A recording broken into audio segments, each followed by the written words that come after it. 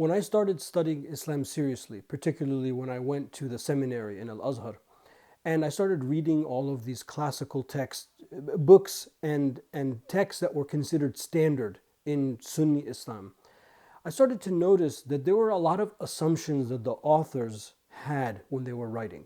In other words, there was a shared worldview that they had. Almost, you could almost see them talking amongst one another. And a lot of what I had to do is I not only had to understand the text, whether it be a text in fiqh or kalam or tasawwuf or mantiq or whatever the subject may be, not only did I have to understand the subject matter, I also had to understand what those assumed things were. What was their worldview?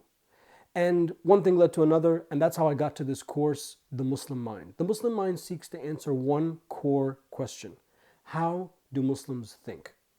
In other words, what is the worldview that Muslims had from the time of the Sahaba all the way till the pre-modern time, in which is pretty much a contiguous intellectual conversation?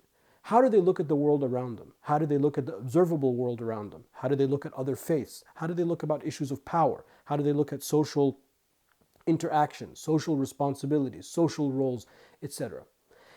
I think that understanding the answers, plural, to that single question is one of the most important things that the modern English-speaking Muslim needs, to be able to understand the worldview that was shared by all of those geniuses, all of those authors that make up the whole entire body of the Islamic intellectual discipline. So this course is really attempted to answer that question. It's to read between the lines. It's to understand how those authors, how those ulama thought, how they wrote, and how they interacted with the world around you. And I think, and I know, that it's helped me, and I think that by taking this course, it will give you an immense amount of tools that will help you unlock and unleash this great power and this great resource that we have in our tradition. I look forward to taking the course and interacting with you online.